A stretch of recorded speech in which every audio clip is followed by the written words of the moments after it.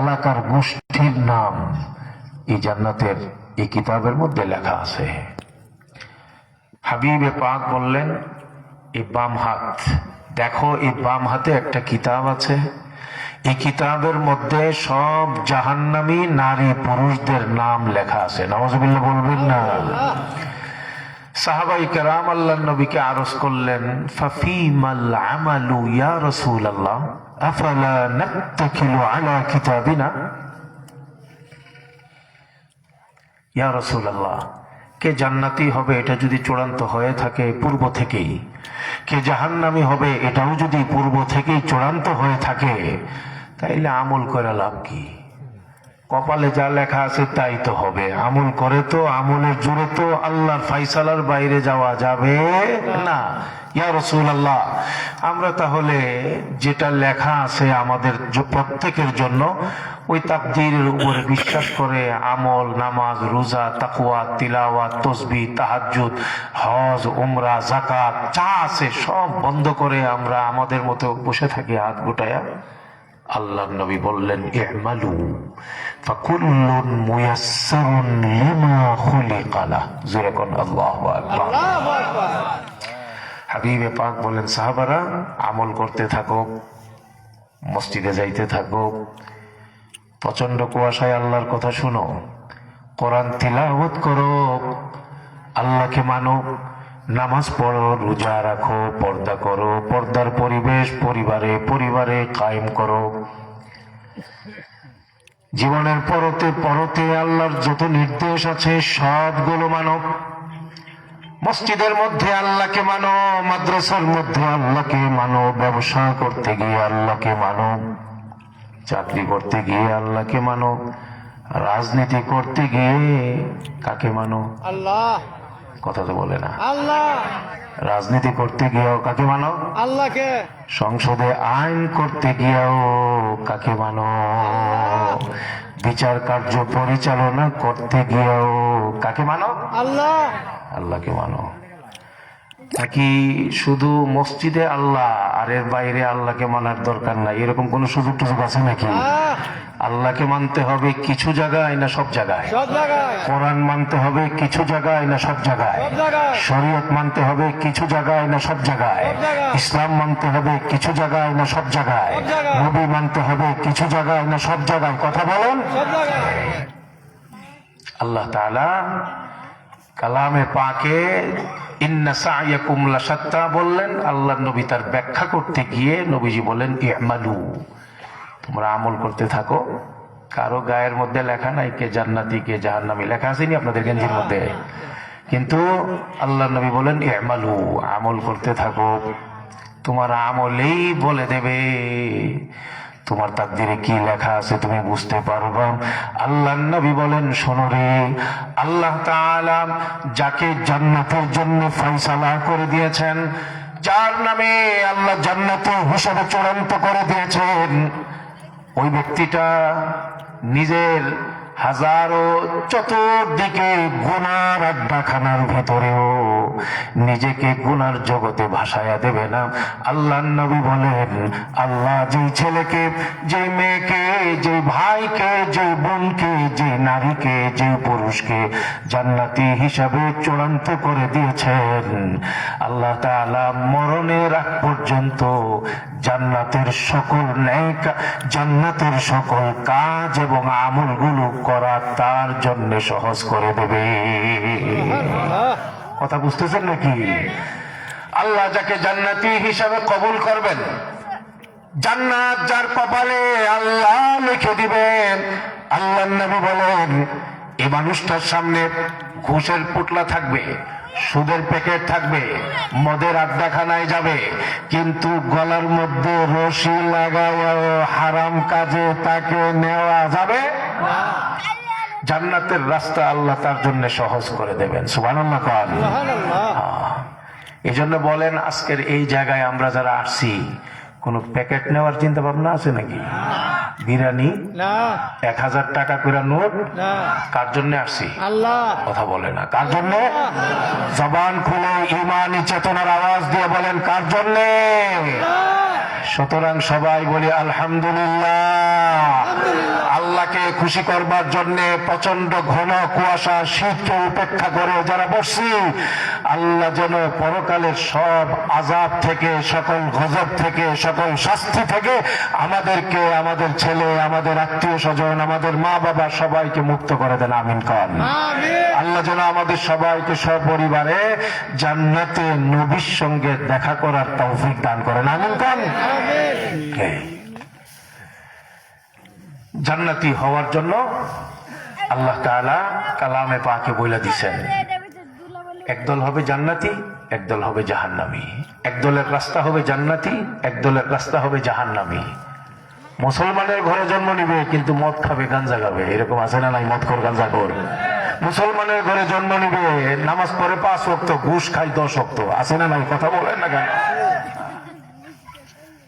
আবার সরকারি উচ্চপদস্থ কর্মকর্তা চাকরি পাওয়ার আগে যেমন স্বাভাবিকভাবে চলতো, চাকরি পাওয়ার পরেও এই ধরনের কোন মার্কা, এই ধরনের কোন সংগঠনের পরিচয় দিয়া পরকালে বাঁচা যাবে না। পরকালে বাঁচতে হবে ওই একটা পরিচয় যে আল্লাহ আমি ছিলাম তোমার গোলাম, আমি ছিলাম তোমার নবীর উম্মত। কথা বলেন ঠিক না বেঠে?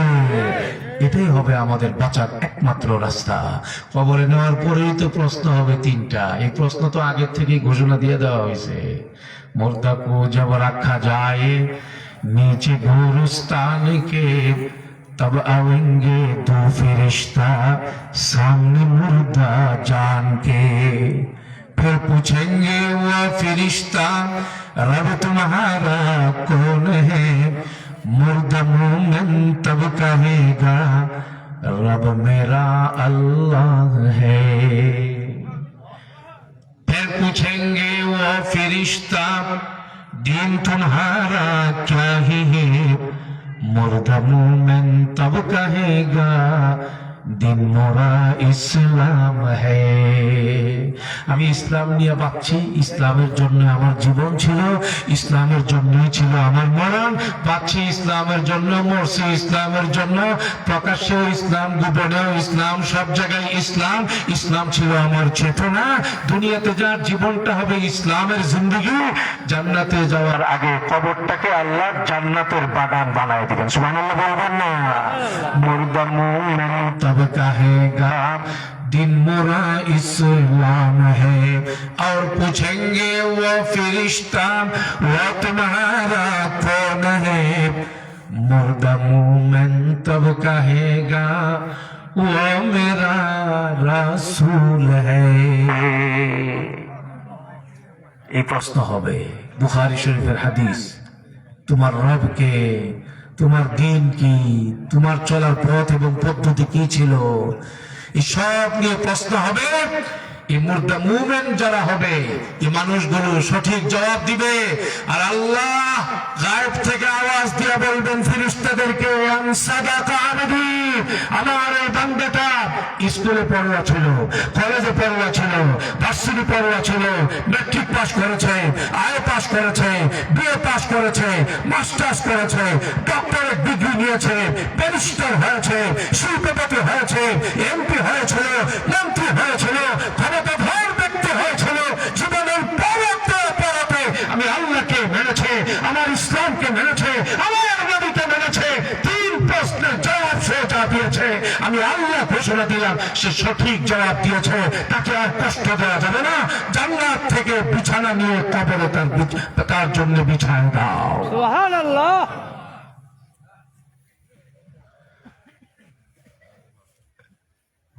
শুরুতেই আপনাদের সামনে আমার এই কথাগুলো রেখে দিলাম ভাই। এটা ছিল সাহাবাদের চেতনা।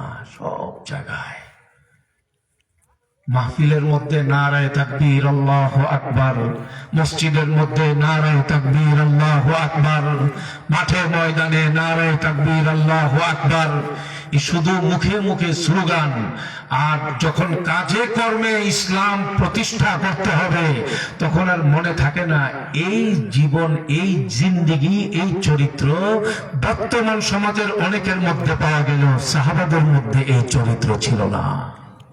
সাহাবারা মসজিদেও ছিলেন একরকম, মাঠেও ছিলেন একরকম, বাজারেও ছিলেন একরকম, ব্যবসায় ছিলেন একই রকম, রাজনীতিতেও ছিলেন তারা একরকম, রাষ্ট্র পরিচালনায় তারা ছিলেন একই রকম। কথা বুঝতেছেন নাকি ভাই? আজকের এখন থেকে আমরা সিদ্ধান্ত নিব, জীবনের প্রত্যেকটা ক্ষেত্রে যা বলবো, যা করব, পোশাকে, চুলে, বাসা বাড়িতে, ঘর সাজানোতে, শোয়ার ক্ষেত্রে, ঘুমানোর ক্ষেত্রে, নিজের মেয়ে ছেলেদেরকে বিয়ে শাদী করাবার ক্ষেত্রে, রাজনীতি করবার ক্ষেত্রে, জোট করবার ক্ষেত্রে, কার সঙ্গে জোট করবেন, কোথায় যাবেন, কাকে ভোট দিবেন, এই সব কিছুর ক্ষেত্রে আমার জীবনের সর্বক্ষেত্রে একটা ব্যক্তিকে, একজন মহান ব্যক্তির 23 বৎসরের জিন্দগিকে সামনে রাখবো। তিনি হলেন জনাবে মুহাম্মদুর রাসূলুল্লাহ সাল্লাল্লাহু আলাইহি ওয়াসাল্লাম। মসজিদেও নবীর মতো করে নামাজ আদায় করব, জীবনের সব ক্ষেত্রে হাবিবে পাকের আদর্শকে সামনে রাখবো। পারবো না ইনশাআল্লাহ। দো রঙ্গি ছোড় দো এক রঙ্গি হো যা, ইয়া সরাসর মোম হো ইয়া সঙ্গ বন যা। যদি কোরআনের পথে কেউ অটল থাকে, আল্লাহর পথে কেউ অটল থাকে, শরীয়তের পথে কেউ অটল থাকে, থাকবেন তো ইনশাআল্লাহ? কথা বলে না, কি কষ্ট পাচ্ছেন নাকি? বলে থাকবেন তো ইনশাআল্লাহ? কোরআনের পথে কেউ যদি অটল থাকে, শরীয়তের পথে যদি কেউ অটল থাকে, আল্লাহর পথে যদি কেউ অটল থাকে, নবীর পথে যদি কেউ অটল থাকে, যত প্রতিকূল পরিস্থিতি হোক না কেন সহজ করে দেবেন কে? জোরে বলেন আল্লাহ। বুঝবার জন্য বলি, কষ্ট হইতেছে আপনাদের? বুঝবার জন্য বলি, যখন নির্যাতনে পিষ্ট হয়ে যাচ্ছিলেন সাহাবায়ে কেরাম মক্কার জমিনে, কোনোভাবেই ইসলাম নিয়ে টিকে থাকার মতো না।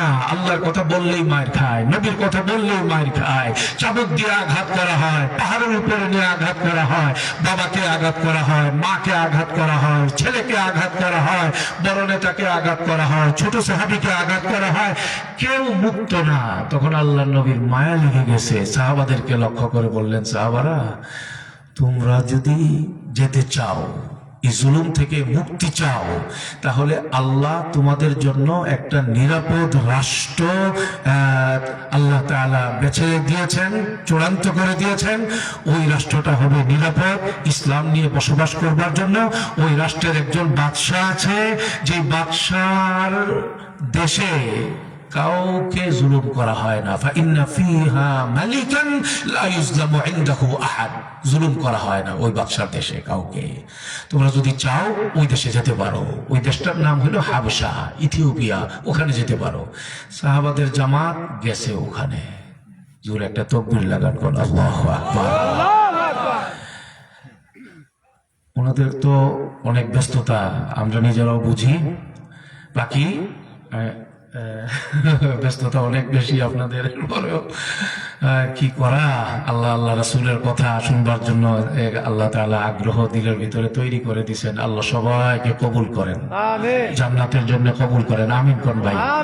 দেখেন, সেই হাবশায় যাওয়ার পরে সাহাবারা যেখানে মক্কাতে ছিলেন চরম নির্যাতিত, ওই হাবশায় যাওয়ার পরে তারা হয়ে গেছেন একদম রাষ্ট্রীয় মর্যাদায় খুব আমন্ত্রিত এবং তারা সমাদৃত। সুবহানাল্লাহ বলবেন না? মুসলমানের হেফাজতের মালিক কে? ইসলাম নিয়ে টিকে থাকা যাবে কিনা, ইমান নিয়ে টিকে থাকা যাবে কিনা, দাড়ি টুপি নিয়ে এই দেশে বসবাস করা যাবে কিনা, এ নিয়ে তো আমাদের সবারই সন্দিহান ছিলাম। আমরা তো দ্বিধাদ্বন্দ্বের মধ্যে ছিলাম যে শেষ পর্যন্ত দেশ ছাইরা আমগর পালাইতে হয় কিনা। গত 15-16 বছরে তো আমাদের দেয়ালে পিঠ থেকে গেছিল। কথা বলেন ঠিক না? ভিন্ন মতের এমন কোন ব্যক্তি নাই যার উপর নির্যাতন হয় নাই। যত রাজনৈতিক সংগঠন ভিন্ন মতের ছিল, সবার উপরে নির্যাতনের স্টিম চালানো হয়েছিল। এবং আশা করি সবাই একমত হবেন, আলেম ওলামাদের উপরে সবচেয়ে বেশি নির্যাতন করা হয়েছে। কিন্তু যারা চেয়েছিল এই দেশ থেকে ইসলামকে নির্মূল করে দেবে, সাহসী ওলামায়ে কেরাম যারা তাদের কণ্ঠ রোধ করে দেবে, সত্যিকারের আলেম যারা হকের কথা সাহস নিয়ে বলে, বাতিলের বিরুদ্ধে কথা বলে, এই মানুষগুলোকে গুম করা হবে, নাই করে দেওয়া হবে, অথবা তাদের অস্তিত্বই মিটাই দেওয়া হবে। আল্লাহ তাআলা দেখাইছে আল্লাহর শক্তির সামনে পৃথিবীর কোন অবৈধ শক্তি টিকতে পারে না। কথা বলে ঠিক না? আল্লাহ দেখাইছেন শক্তির মূল সূত্র যিনি, তিনি হলেন কে? আল্লাহ। সাহাবাদের এই জামাত গেলেন হাবশায়। হাবশায় যাওয়ার পরে আগে ছিলেন তারা নির্যাতিত, ওখানে তারা হয়ে গেলেন জামায় আদরে সমাদৃত। সুবহানাল্লাহ বলবেন না? এই খবর পৌঁছে গেছে মক্কায়। মক্কার কাফেররা কয় হায় হায়, তাহলে তো উল্টা না হইলো, এদেরকে দিলাম এখান থেকে তাড়ায়া, ওখানে তো তারা পরম আরামে আছে, কোনো অবস্থাতেই তাদেরকে আরামে থাকতে দেওয়া যাবে না, তাদেরকে ফেরত আনতে হবে দেশে, আইনা আবার রিমান্ডে, আবার নির্যাতন শুরু করতে হবে, কত ধানে কত চাল ইসলামের নাম নিলে সেটা বুঝাইয়া দিতে হবে। কথা কি বুঝতে পারতেছেন নাকি? তো শেষ পর্যন্ত মক্কার কাফেররা একসঙ্গে কিছু টাকা পয়সা উঠাইলো আর একটা জামাত বানাইলো। এই জামাতকে বলছে তোমরা যাইবা ওই হাবশায়, বাদশাকে হাত করবা, বাদশাকে কন্ট্রোলে আনবার জন্য, বাগে আনবার জন্য সিস্টেম হলো তার ডানে বামে যারা আছে চেলা চামুন্ডা, এদের সবাইকে আগে হাত করবা, হাতে নিবা, কন্ট্রোল করবা। আর সেটার জন্য প্রথমেই বাদশা পর্যন্ত যাইবা না, বাদশার ডানে বামে যারা আছে এদের পকেটে একটা একটা করে বান্ডেল ঢুকাই দিবা। কথা বুঝেন না? বাংলাদেশে আপনারা তো অনেকে আমার সঙ্গে একমত হওয়ার কথা, সবার ক্ষেত্রে না হইলেও অনেক ক্ষেত্রে এটা বাস্তব, টাকা দিলে কথা কয়। কথা বলেন ঠিক না? তো আশপাশের লোকজনের পকেটে দিছে বান্ডেল ঢুকায়া, পরে ওদের মাধ্যমে বাদশা পর্যন্ত গেছে, বাদশাকেও দিছে এই বান্ডেল। বাদশা নাজাশি বললেন, হ্যাঁ বলেন তো কি আপনাদের বক্তব্য? মক্কার কাফেররা বলল, আমাদেরকে আমাদের নেতারা পাঠাইছে এই কথা বলবার জন্য, আপনার দেশে যারা আশ্রয় নিয়েছে মুসলিম পরিচয়ে, সাহাবা পরিচয়ে, এরা আমাদের দেশের সবচেয়ে খারাপ লোক, সবচেয়ে নিকৃষ্ট লোক, যাকে তারা নবী হিসাবে মানে তিনি আরো খারাপ, আমাদের মধ্যে বিভেদ সৃষ্টি করে, স্বামী স্ত্রীর মধ্যে বিভেদ, ভাইয়ে ভাইয়ে বিভেদ, এক অশান্তির এক সমাজ কায়েম করছে। আমরা চাই এই মানুষগুলোকে আপনার দেশ থেকে বিতাড়িত করবেন, আমাদের হাতে তাদেরকে দিয়ে দিবেন, আমরা আমাদের এলাকায় নিয়ে আমাদের দেশের আইন অনুযায়ী যেমনি সাইজ করা লাগে এমনি করব। বলেন তো হেফাজতের মালিক কে? বাদশা যখন এই সব শুনছে, বাদশা বললেন যে ওকে, বাকি আমার একটা নীতি হইল, আমি একতরফা কথা শুনি না, আমি সিদ্ধান্ত দেই না, আমি দুই পক্ষের কথা আমি শুনি। সুবহানাল্লাহ বলবেন না? তো দুই পক্ষের কথা শুনলে কি মোটামুটি এখন কথা টিকবে বলে মনে হয়? উনি সাথে সাথেই ঘোষণা দিলেন, এই মুসলমান যারা আমার দেশে আছে সবগুলোকে আনো। দেখেন আমি খুব সংক্ষিপ্ত করতেছি, সবাইকে আনা হইলো। আনার পরে বললেন, আপনাদের ব্যাপারে এই ব্লেম দেওয়া হয়েছে, অভিযোগ উত্থাপন করা হয়েছে, আপনাদের ব্যাপারে, ইসলামের ব্যাপারে, নবীর ব্যাপারে, আপনাদের ধর্মের ব্যাপারে আপনারা কেউ কোনো বক্তব্য দিবেন কিনা সাফাই মূলক? তখন নবীর আপন চাচাতো ভাই জাফর বিন আবি তালিব খুব চমৎকার উপস্থাপনা করতে পারতেন তিনি। হযরত জাফর বিন আবি তালিব রাদিয়াল্লাহু আনহু তিনি বলেন, ইসলাম সম্পর্কে, আমাদের সম্পর্কে, নবী সম্পর্কে আর কেউ বলা লাগবে না, নবীর সবচেয়ে কাছের মানুষ আমি জাফর বক্তব্য রাখবো। সুবহানাল্লাহ বলবেন না? রাখেন। বাদশার সামনে জাফর বিন আবি তালিব বললেন, বাদশাহ এক নম্বর কথা হইল, আমাদের ব্যাপারে, নবীর ব্যাপারে যা বলছে ওরা একদম কাঁচা মিথ্যা কথা বলছে, নাম্বার এক। নাম্বার দুই হইল, বাস্তবে আমরা ছিলাম সমাজের সবচেয়ে নিকৃষ্ট মানুষ, অন্ধকারে নিমজ্জিত মানুষ, আমাদেরকে আলোতে আনবার জন্য আল্লাহ এমন এক নবী দান করছেন যার চেহারা পূর্ণিমার চাঁদের চেয়ে বেশি সুন্দর, যার বংশ পৃথিবীর শ্রেষ্ঠতম পবিত্রতম বংশ, তার সততা, তার পবিত্রতা সম্পর্কে আমরা সব জানি, এবং তিনি একজন নবী, একজন রাসূল, তিনি আর কিছু বলেন না, তিনি বলেন একমাত্র আল্লাহকে মানতে, নামাজ পড়তে, সত্য কথা বলতে, আত্মীয়তার সম্পর্ক রক্ষা করতে, আর তিনি বলেন মূর্তির পূজা থেকে বিরত থাকো। আর শুনেন, আল্লাহ তাআলা এই নবীর জন্য, নবীর উম্মতের জন্য কিয়ামত পর্যন্ত যারা আসবে তারা যেন সঠিকভাবে চলতে পারে, সংবিধানের কিতাব হিসাবে একটা কিতাব কোরআনে কারীম আল্লাহ তাআলা নবীর উপরে নাযিল করছেন। চট করে বাদশা কয়, আচ্ছা তোমাদের নবীর উপরে যে কোরআন নাযিল হয়েছে তোমরা বললা, ওই কোরআনের কোন আয়াত, কোন সূরা মুখস্থ আছে? আমাকে শুনাইতে পারবা? সুবহানাল্লাহ বলবেন না? বলেন তো, দিন রক্ষা, ইসলাম রক্ষা, এই সব বিষয়ে প্রতিকূল দুরূহ পরিস্থিতি, কঠিন পরিস্থিতি, এই সব কিছুকে সহজ করতে পারেন কে? বাদশা বলতেছে, আমাকে কোরআনের কোনো আয়াত শুনাইতে পারবা? দেখেন কোরআনের পাওয়ার কি হয় তখন। জাফর বিন আবি তালিব বলেন যে, আয়াত শুনাইবার জন্যই তো আমরা, ডিউটি তো আমাদের এটা। ঠিক না? হযরত জাফর বিন আবি তালিব বললেন, শোনেন, বিসমিল্লাহির রহমানির রহিম, কাফহা ইয়া আইন সাদ, ذكر رحمة ربك عبده زكريا إذ نادى ربه نداء خفيا قال رب إني وهن العظم مني واشتعل الرأس شيبا ولم أكن بدعائك رب شقيا وإني خفت الموالي من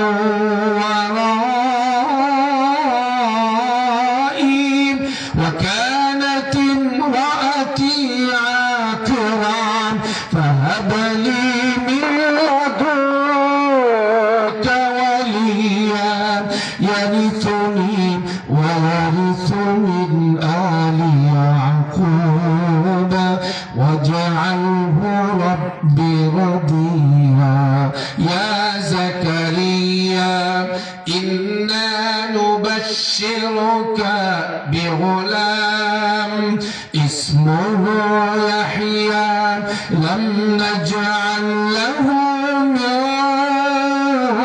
قبل سميا قال رب أنى يكون لي غلام وكانت امرأتي عاقرا وقد بلغت من الكبر عتيا قال كذلك قال ربك هو علي هين وقد خلقتك من قبل ولم تك شيئا قال رب اجعل لي